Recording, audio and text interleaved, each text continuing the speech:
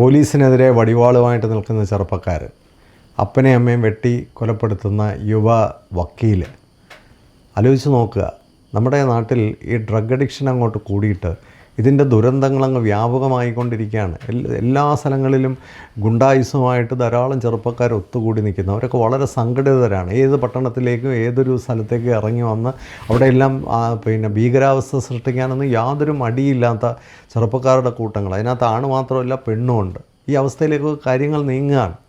നമ്മൾ മനസ്സിലാക്കേണ്ട ഒരു കാര്യം, ഈ ഡ്രഗ്സിനെതിരെ ഇങ്ങനെ ചെറിയ ചെറിയ ഡാൻസ് കളിക്കുകയും ഫ്ലാഷ് മോബ് കളിക്കുകയും അല്ലെങ്കിൽ റാലി നടത്തുകയൊന്നും ചെയ്താൽ ഡ്രഗ് ഇവിടെ നിന്ന് ഓടിപ്പോകത്തില്ല. ഡ്രഗ് എന്ന് പറയുന്നത് ഇതിൻ്റെ വിപണനമൊക്കെ കൺട്രോൾ ചെയ്യുന്നത് വലിയ രാജ്യാന്തര സംഘടനകളാണ്. നമ്മുടെ പോലീസിനോ എക്സൈസിനോ ഒന്നും ഇത് നിയന്ത്രിക്കാൻ കഴിയുമെന്ന് തോന്നുന്നില്ല. ഇതിൻ്റെയൊക്കെ പുറകിൽ ശക്തരായ രാഷ്ട്രീയക്കാരുടെയൊക്കെ സപ്പോർട്ടും ഉണ്ട്.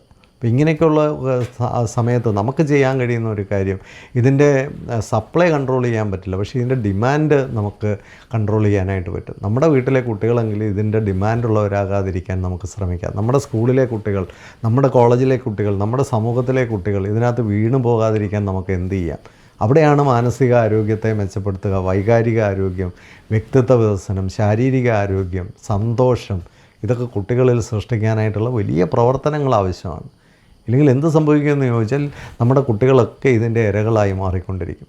ഈ സപ്ലൈ ചെയിൻ ഇങ്ങനെ വളരെ സ്ട്രോങ് ആയിട്ട് എല്ലാ കുട്ടികളെയും പിടിച്ചെടുക്കാനായിട്ട് സംഘടിച്ച് നിൽക്കുമ്പോൾ ഇതിൻ്റെ ഇരകളാകാതിരിക്കാൻ, നമ്മുടെ കുട്ടികളെ രക്ഷിക്കാൻ നമ്മളെങ്കിലും ഉണർന്ന് പ്രവർത്തിച്ചില്ലെങ്കിൽ അപ്പോൾ ദുരന്തമായിരിക്കും ഫലം.